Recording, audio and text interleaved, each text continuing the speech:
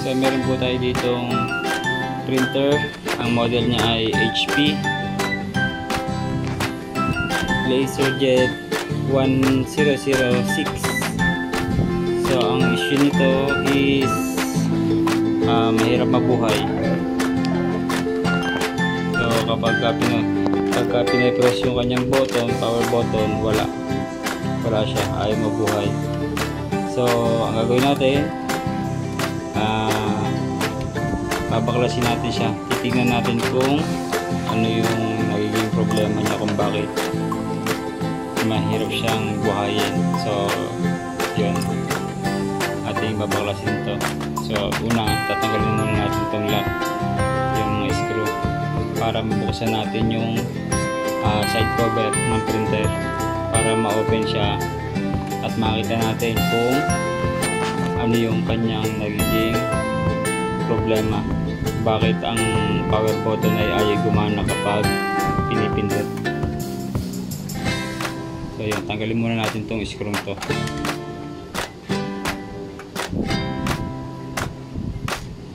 So then yun, check natin. So guys, tanggalin muna natin yung kanyang toner sa loob.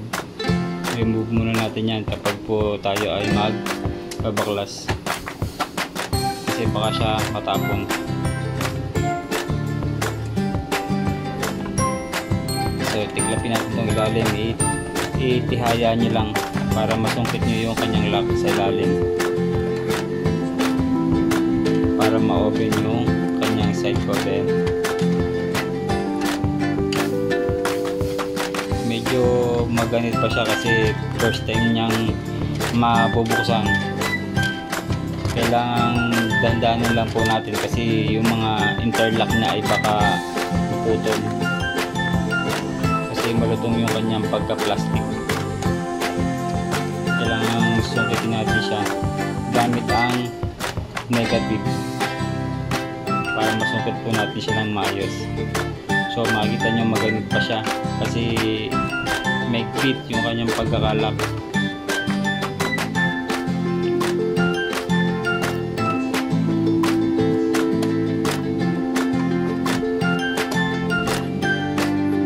So yun, mahirap siyang sungkitin. Yun, tanggal na. So yun muna siya, yung kanyang front cover kailangan tanggalin. Then next yung kanyang side, kasi hindi matanggal yung kanyang side kung yung kanyang front cover ay hindi pa naalis. So yun, ma-open na natin siya. Be careful lang guys sa mga pagtanggal ng cover, kasi may mga lock na hindi natin nakikita, baka mabigla natin tanggalin, pwedeng maputol yung kanyang mga lock sa gilid.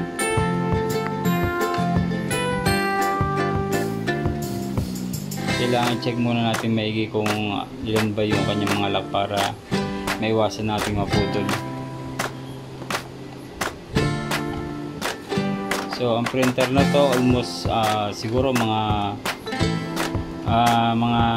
5 years na siguro, or mga 7 years na itong model ng printer na to. May katagalan na rin syempre yun, kaya siguro yung kanyang power ay nag-malfunction na. So yun, yung isang cover na tanggal na. So yung next naman yung kabila, para makita natin yung kanyang power button. Check natin kung ano itsura niya. Medyo maganit yung kabila kasi bago pang first time pa niyang mabubuksan. So yun, tanggal na. So yun, nakita ko guys dito sa yung kanyang contact is deform na. Yun, kung mapapansin nyo, ayan siya.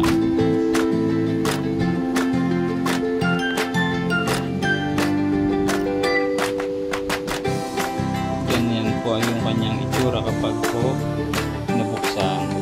Ayan.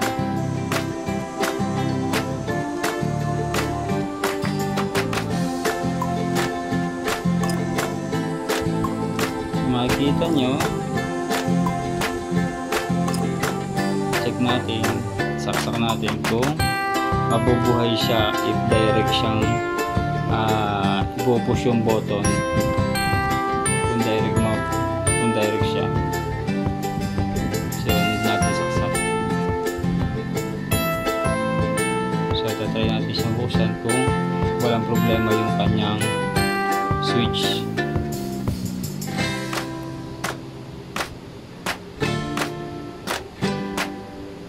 So yun.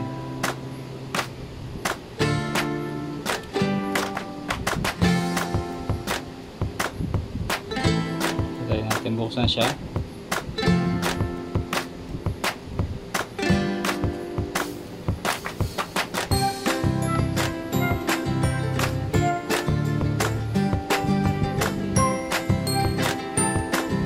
So yun, na-open. Meaning okay yung kanyang power button. So nagkaka-problema lang doon sa contact, doon sa push button na contact. Siguro may napansin kasi ako na ano na siya, deform na. Medyo pudpud na yung kanyang nagti-trigger sa button para mabuhay yung printer. Okay naman yung kanyang power button. So meaning hindi pa sira yung kanyang switch.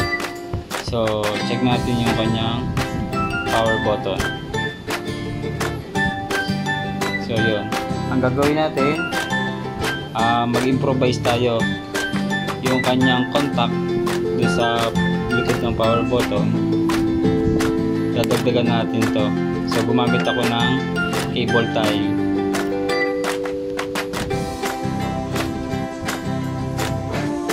Ako ng cable tie, then ididikit natin siya dun sa contact ng power button, kasi tingin ko hindi na umaabot yung ito, hindi na siya umaabot. Kaya ang gagawin natin, ididikit natin siya doon sa may dito sa may flat na to. Yan, i-add natin siya dito, didikit natin siya dito para umabot siya doon sa power button. Dikit natin gamit ang mighty band, kasi nakalubog na yung kanyang yung nagti-trigger doon sa power button, nakalubog na siya, kaya siguro hindi niya ma-press ng maayos yung kanyang button. So ito, yan, didikit natin siya dito.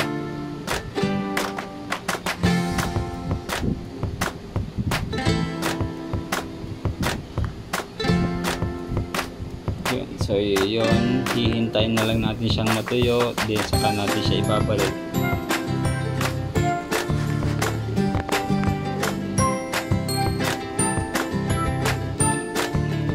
Check natin kung matibay yung pagkakadikit niya.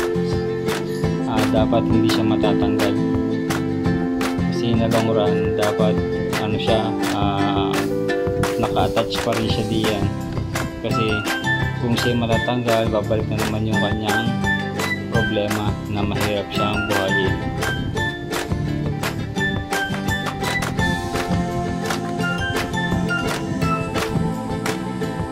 So yun, ibabalik na natin siya dito. So yung pagkakabit guys, i-bigger ko lang kasi masyadong manipis yung kanyang pagka-plastic, medyo malutong, baka kasi maputol yung kanyang mga lock. Kaya bigger po lang po tayo sa pagkakabit nito. So yun, nakabit na. Ayun, mapapansin nyo dito siya, yan, kapag pinupush to, yun ang kanyang nagti-trigger sa switch para mabuhay. Yun yung nilagyan natin, pinatungan natin ng para siya ay kumapal. Then yun. So ibabalik na natin, then ating tetestingin kung gagana na.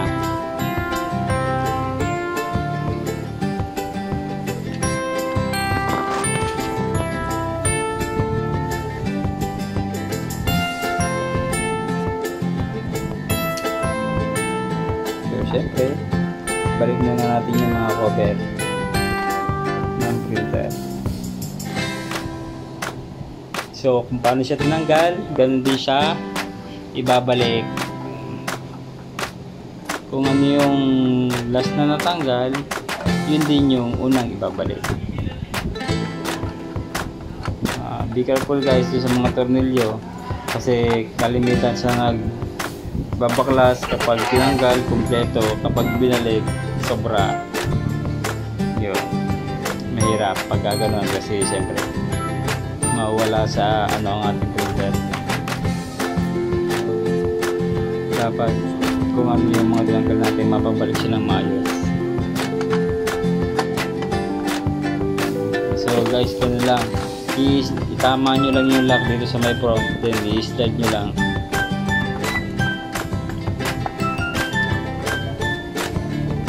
Ayaw mabit, ayaw sumit. Yun, okay na.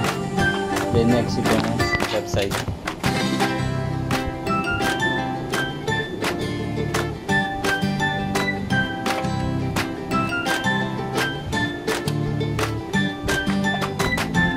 Then tatama nyo lang po yung lock dun sa front. Then kapag ay tama na, i-slide nyo lang. Be careful kasi baka may mga wire na naipit.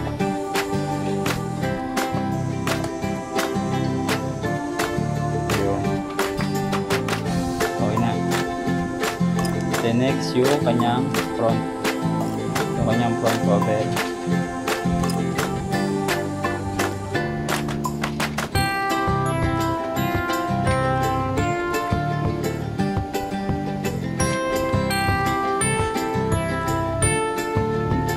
Natin to.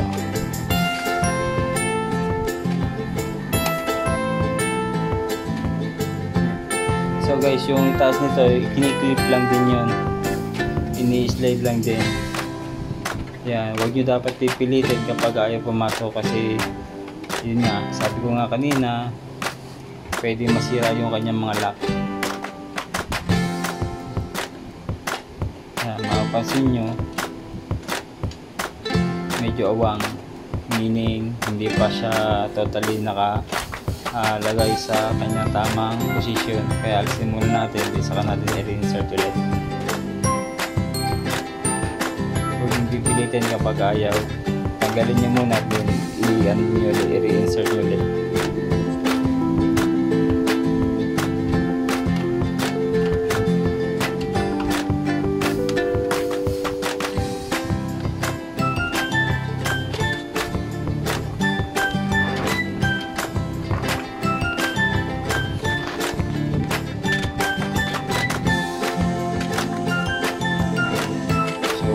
Ganit yun, dapat ganon. Saka nyo isusunod yung nasa lower part. Dapat yung una, yung itaas, makakalip muna siya, then saka yung kanyang baba. Yan.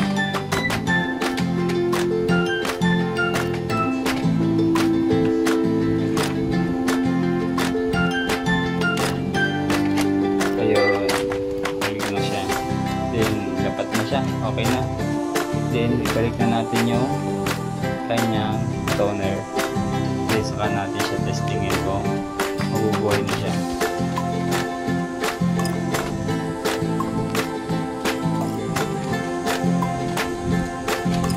Yun.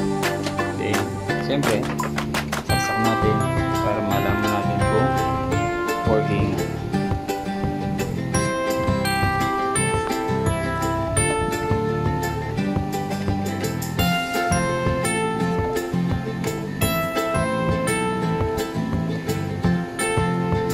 So, ang model nito, HP LaserJet P1006. Yan, LaserJet. So, check natin kung mabubuhay. So, yan, buhay na siya. Hindi na mahirap i-push yung kanyang button. So, na-okay siya.